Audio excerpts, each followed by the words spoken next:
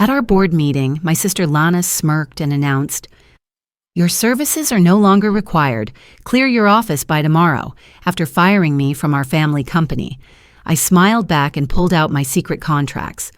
The mahogany table in our family's boardroom had witnessed decades of strategic decisions, but none quite like this moment.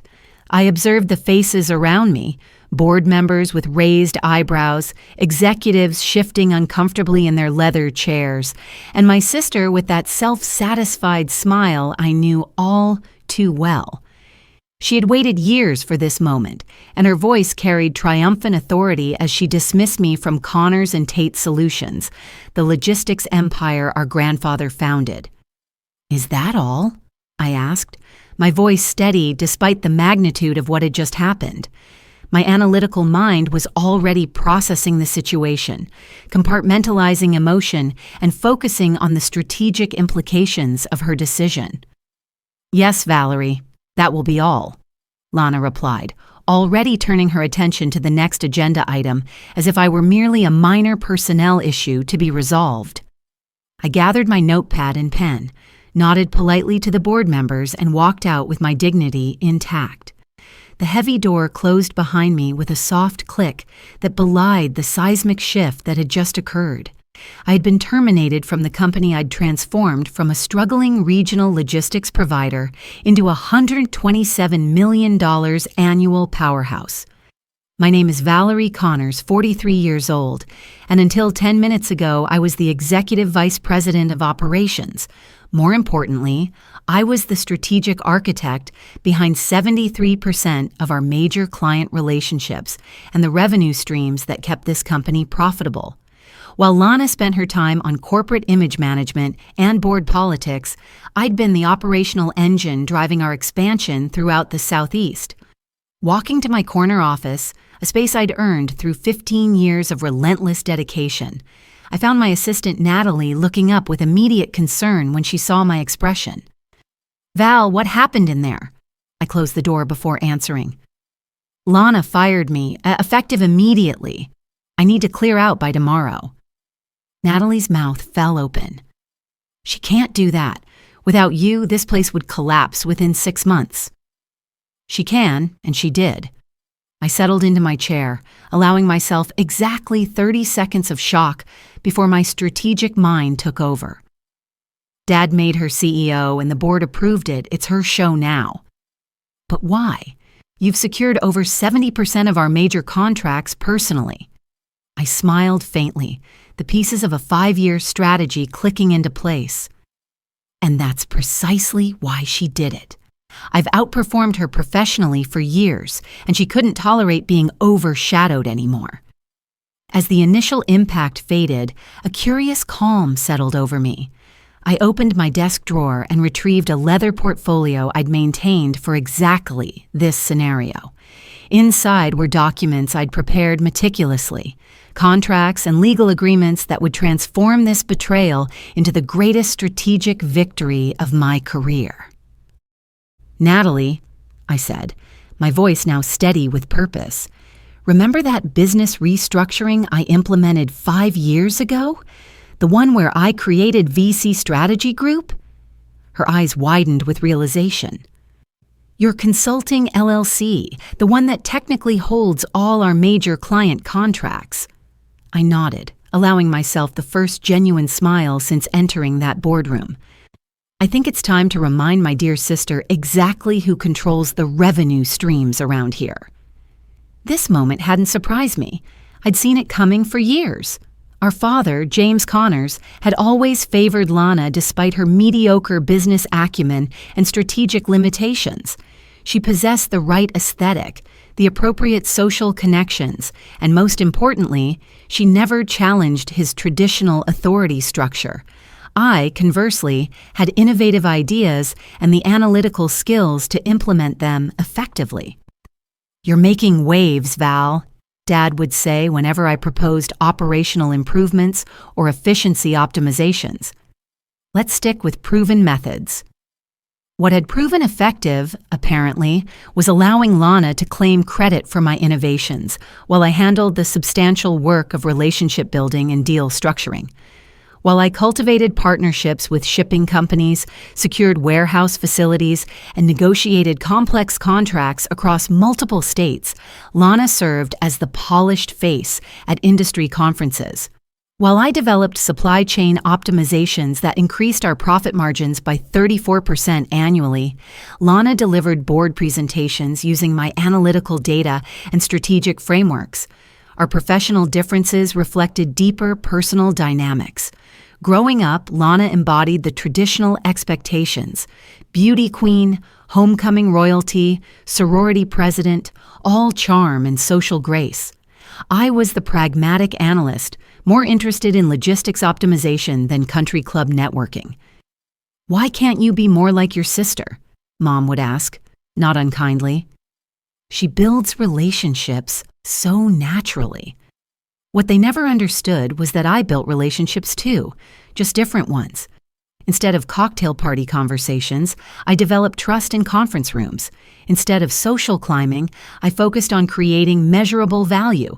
Over time, clients came to depend on my expertise, rather than our company brand or Lana's polished presentations. 5 years ago, when succession planning discussions began, I made my most crucial strategic move. Working with my attorney, I established VC Strategy Group LLC, a consulting entity with one primary client, Connors and Tate. On paper, it appeared to be a tax efficiency measure. In reality, it was my comprehensive insurance policy. "This structure provides operational flexibility," I had explained to Dad when proposing the arrangement. "It allows me to negotiate directly with clients without corporate bureaucracy slowing down deal execution." He approved it without understanding the strategic implications. Why would he question anything that improved our bottom line? To him, it was simply another of my efficient organizational improvements, not the foundation of my professional independence. Over the subsequent years, I systematically migrated all major client relationships to my LLC. The documentation was transparently available for anyone who bothered to review it. But Lana was too focused on planning her future CEO office renovation to notice that contracts listed VC Strategy Group as the primary service provider, with Connors and Tate serving merely as the fulfillment partner. Dad's retirement announcement 6 weeks ago had accelerated everything. The succession plan was unveiled. Lana would become CEO while I remained in my operational role, essentially executing all substantive work while she claimed executive credit. That's what they assumed would happen. The morning after my termination, I arrived early to pack my office, choosing the quiet pre-dawn hours deliberately. As I organized family photos and industry awards into boxes, my phone buzzed with the call I'd been anticipating. "Valerie, what's happening?" Beth Winters from Skyline Distribution, our largest client, sounded confused. "I just received a strange email from your sister claiming she's my new primary contact." I smiled to myself. "Good morning, Beth. Yes, there have been some organizational changes. Lana is the new CEO. But our contract is with you personally," Beth said, confusion evident in her voice. "The agreement specifies VC Strategy Group as our service provider. Does she understand that distinction?" "I don't believe she's reviewed the contractual details yet," I replied, maintaining professional neutrality. "Would you like me to clarify the situation with her?" "Please do. We contracted with you specifically, not with Connors and Tate generally. Your personal expertise and strategic oversight are what we're paying for." After ending the call, I continued packing with considerably lighter spirits.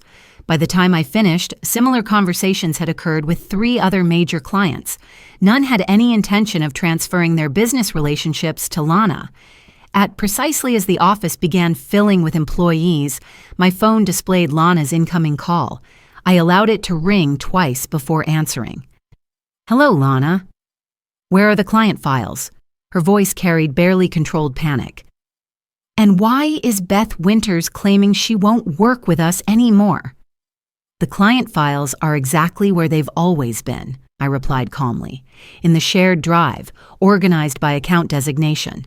As for Beth, she's exercising her contractual rights." What are you talking about? What contractual rights? I could visualize her perfectly, standing in her new corner office, probably wearing one of her immaculate designer suits, face flushed with mounting frustration as reality began penetrating her assumptions. Check the contract headers, Lana. All our major accounts are contracted through VC Strategy Group, my consulting company. Connors and Tate functions merely as the fulfillment partner.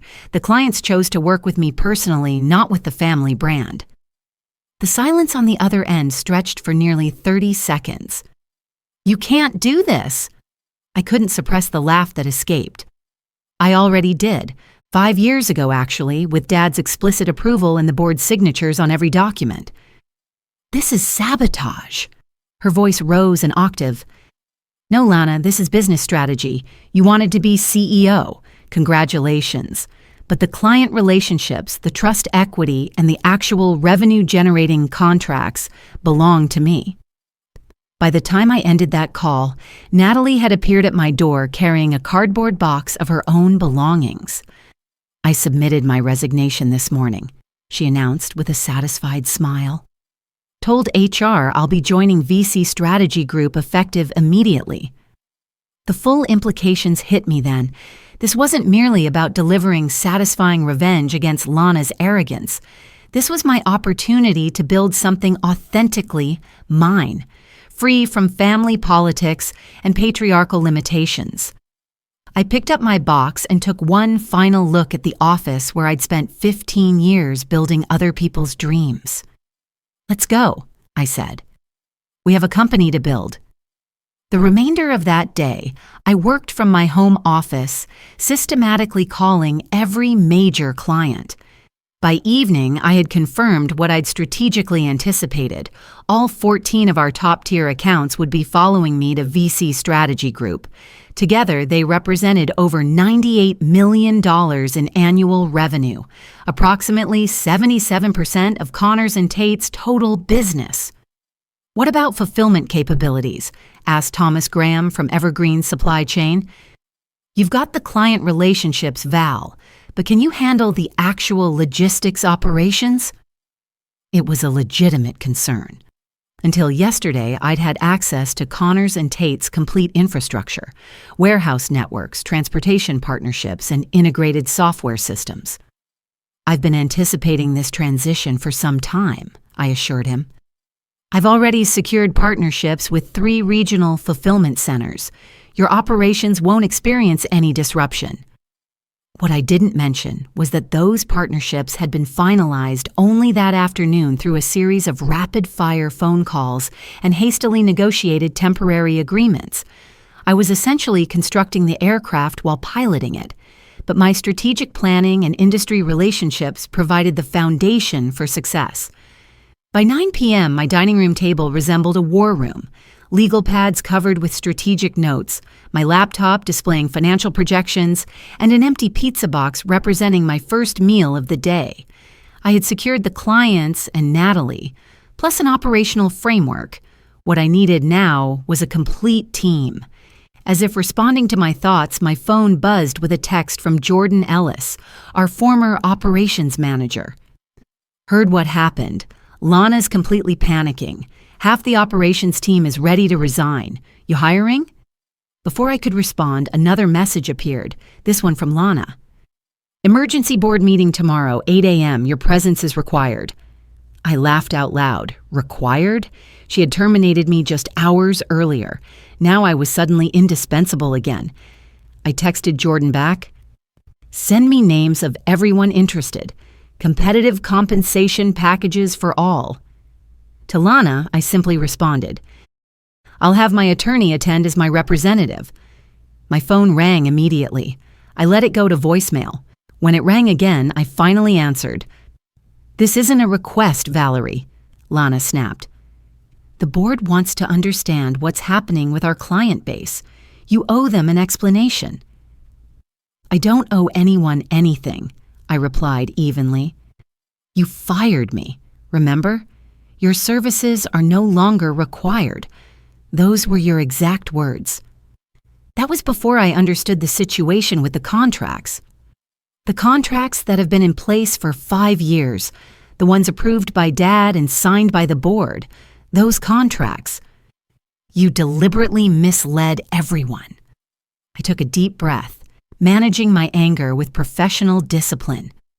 No, Lana, I created a business structure that protected both the company's interests and the client's needs. It's not my fault you never bothered to understand how our business actually operates. That failure is entirely yours. Dad will never forgive you for this. It was a predictable low blow, her traditional trump card in family conflicts. Perhaps not, but unlike you, I've learned to build success without requiring his validation. Good luck with your emergency meeting tomorrow. After ending the call, I sat in contemplative silence, processing the day's seismic shifts. I hadn't spent 15 years consciously preparing for this exact moment, but I'd always understood that Lana would eventually attempt to sideline me. My LLC hadn't been created as a weapon. It was a shield designed to protect the value I'd built from family political machinations. My phone buzzed with a text from Dad. "We need to talk." I set the device aside without responding. Whatever conversation he wanted could wait. Tonight, I needed to focus on building a company from scratch while maintaining service to clients who were expecting seamless continuity. The irony wasn't lost on me. In trying to eliminate me as a threat, Lana had inadvertently provided the catalyst I needed to break free from their limitations. For years, I'd been channeling my talents into a company that would never truly acknowledge my contributions. Now I had the opportunity to build something authentically mine. I opened my laptop and typed the first line of a new business plan. VC Strategy Group, Comprehensive Logistics Solutions. It had an excellent sound to it. The following morning delivered rapid developments. By 7 a.m., Jordan had sent me a detailed list of 8 employees ready to join immediately. My attorney Grace Levinson was en route to represent my interests at the Connors and Tate board meeting. By 8 a.m., I was conducting my first executive staff meeting as CEO of VC Strategy Group in a temporary office space I'd secured overnight. "The situation is unique," I explained to the small team gathered around a conference table. "We have established client relationships and proven expertise, but we're building operational infrastructure in real time. It won't be easy, but we possess something Connors and Tate no longer has: the trusted relationships that actually generate revenue." Natalie and Jordan nodded confidently. The others, mostly analysts and account managers who had followed Jordan, appeared nervous but determined. "What about warehouse contracts?" asked Michael Perez, one of our logistics specialists. "Connors and Tate has exclusivity agreements with most facilities in the region." "They do," I acknowledged, "which is why we're not competing on that front. I've secured partnerships with facilities in Chattanooga and Louisville. We'll route operations through them until we establish our own local presence." The meeting was interrupted by a call from Grace. I put her on speakerphone. "The board meeting just concluded," she reported. "It was quite contentious." "Tell me everything," I said, gesturing for the team to remain. "Lana attempted to argue that your LLC structure constituted a breach of fiduciary duty. She wanted the board to pursue legal action against you." My stomach tightened, despite my confidence in our legal position. However, the board shut down her arguments thoroughly. Apparently, 2 board members had actually read and understood the contracts when they were originally signed. They reminded her that this structure had delivered exceptional results for 5 years. Relief washed over me. So no lawsuit. No lawsuit, but they did authorize her to make you a comprehensive counteroffer. They want to bring VC Strategy Group in as a formal permanent contractor with a 5-year commitment. Essentially, they're offering to legitimize the exact arrangement you already had, but with significantly better terms. I wasn't sure whether to laugh or scream. They fire me, then immediately offer to hire my company. Essentially, yes, the offer is actually quite generous. 7 figures annually, guaranteed minimums, performance bonuses. They're desperate, Val. Of course they were desperate. They had just lost 77% of their revenue stream overnight. I looked around at my new team, all watching intently. Tell them I'll review their proposal, but we're moving forward with direct client relationships regardless. After ending the call, I addressed the team. It appears we have options. Are you considering it? Jordan asked, his expression concerned. Going back to them as a contractor? I understood his worry. He had just resigned from a stable position to join my startup. They all had. I won't consider anything that doesn't include all of you, I assured them. But having Connors and Tate as a client rather than an employer could provide valuable stability while we build independent operations. A courier arrived with a thick envelope containing the formal offer from the board, along with a handwritten note from my father. You've outplayed us all. I should have made you CEO years ago. I stared at the note, emotions churning. After decades of being overlooked and undervalued, my father had finally recognized my capabilities, but only after I demonstrated my power to essentially destroy the company he'd built. My phone buzzed with a text from Lana. This isn't over. Of course it wasn't over. Lana had never accepted defeat gracefully in any context, but for the first time in our complicated relationship, I wasn't concerned about her threats. I had the clients, a growing team, and most importantly, I had leverage. The following weeks established a grueling new reality. Building a company from scratch while servicing existing client demands proved even more challenging than I'd anticipated. We worked 14-hour days, transforming our temporary office into a command center of organized chaos. Each morning began with comprehensive strategy meetings to address pressing issues. Each evening concluded with detailed reviews of accomplishments and remaining challenges. 3 weeks into this intensive period, I finally had time to properly respond to the board's offer. I invited Grace to review my counter-proposal before submission. This is aggressive, she noted, reading through my terms. You're requesting double their offer, plus 5% equity in Connors and Tate. Correct. Enough to have a meaningful voice, not enough to trigger resentment. Grace leaned back in her chair. Val, can I be direct? This feels personal. Of course it's personal. They're family. That's not what I mean. This feels like you're trying to prove something rather than making optimal business decisions. Her observation stung because it contained truth. Was I pushing too aggressively to make a point? The board's initial offer had been genuinely generous. Doubling down might be unnecessarily antagonistic. You're right, I conceded. Revise it to a 20% increase over their offer, with the equity request intact. That represents fair compensation for the value we provide. Grace nodded approvingly. Much more reasonable.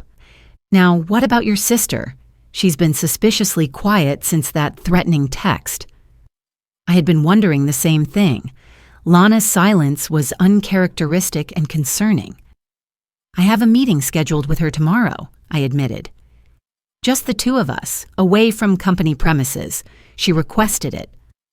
Do you want legal representation present? I shook my head. Some conversations need to happen without lawyers involved. The next day, I met Lana at a neutral coffee shop equidistant from both our offices. She was already seated when I arrived, her expression carefully controlled. You look exhausted, she observed as I sat down. Building a company from zero is demanding, I replied. You'd understand that if you'd ever actually done it. It was unnecessarily harsh, but weeks of stress had eroded my diplomatic restraint. Lana didn't take the bait. I've been reflecting on why you established that LLC structure originally. Enlighten me. You never trusted us. Not me, not Dad, not the board. You always needed your own safety net. I considered her words carefully. Trust must be earned, Lana. Dad spent years overlooking my contributions while elevating yours. You spent years claiming credit for my work. What exactly should I have trusted? We're family, she said, as if that explained everything. Family businesses fail precisely because people confuse family loyalty with business competence, I countered. Dad made you CEO because you're his daughter, not because you were the most qualified candidate. And you created a secret company to steal our clients because you're, what, some misunderstood business genius? I created a structure that protected the value I built, value that you and Dad were happy to benefit from until you decided I was expendable. Lana's composed facade finally cracked. You want to know why Dad made me CEO instead of you?